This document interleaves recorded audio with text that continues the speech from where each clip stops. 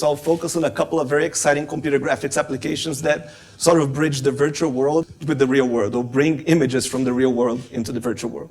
So you guys probably all familiar with this image, the Pac-Man. It's a lot of fun to play. Probably some of you still play today. But it's actually quite easy to render based on today's standards. We can render much more advanced graphics today. And this is in big part because of the big improvements in processing power that we had over the years. Now processing power doubles every year or two, more or less. And also memory increases. So the amount of memory that we can use also increased significantly. So this allows us to create much more interesting graphic images. However, our interest to have awe-inspiring graphics also increased. So we actually want the images to look better also. So we really haven't really solved the problem to some level. Thankfully, we devised several algorithms also that can improve a lot of what we do in render and combine with the hardware advances to create very, very good and powerful results.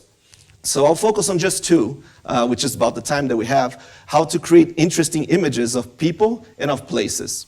So I'll start with places. The application that I'll describe is that of taking gigantic imagery. So you have a camera, basically, and you want to take a gigantic picture of a place. A way of doing that is to take several standard images and then combining them into a giant picture. So then you can have a very nice rendering of a particular location or a place. This is the very first image captured. It was from 1820 in France. You can see that the resolution is not that good. There is a foreground, there is a background there. It's really hard to make out. And if you were going to process that, it would be quite difficult. Although there are very few pixels, it would be complex to process. This is an image, a more recent image that we took in Rio, which at the time was the image that broke the record for largest digital photograph, which is comprised of thousands of pictures, about 6,000 to 7,000 pictures, which are combined together into one giant image. You can see that you can capture a lot of little detail using only this one photograph. And this is a video demonstration of it that shows how you can zoom into a bird, for example, in the middle of the lagoon in Rio. And you can go to different places and see there's a church there that's going to show over there. So it's a very interesting depiction of how that city looked at that point in time. So if you wanted to know how Rio looked in 2011, this is it. And you can take one today and see how the city progressed. So another exciting thing that you can do once you have all this imagery for a city is to combine it with 3D geometry.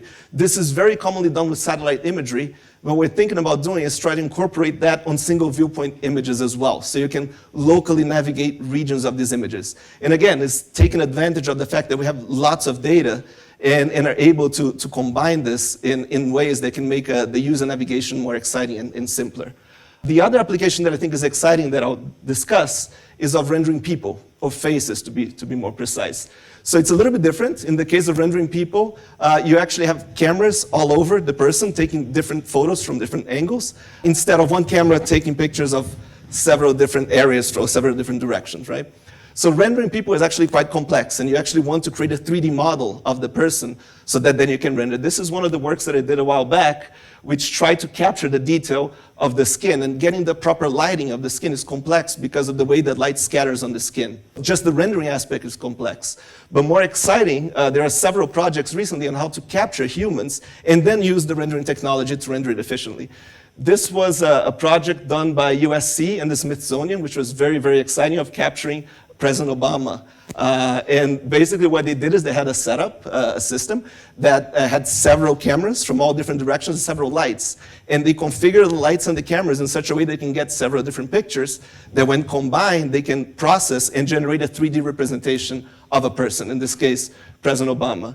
And an exciting application of that is that then you can go and print that as well, and you have a 3D representation of it. So like they took portraits of presidents in the past, now we can actually have 3D representations of presidents. And you can do that for people as well.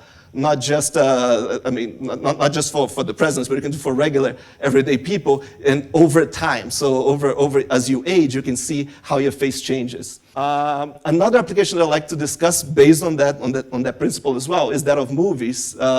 Basically, just like you can capture faces from different angles, you can also capture whole body motions. In the movie Avatar, they have a whole capture system set up so that you can capture the character or the acting of the character. So then you can transfer the acting of a character to a virtual character.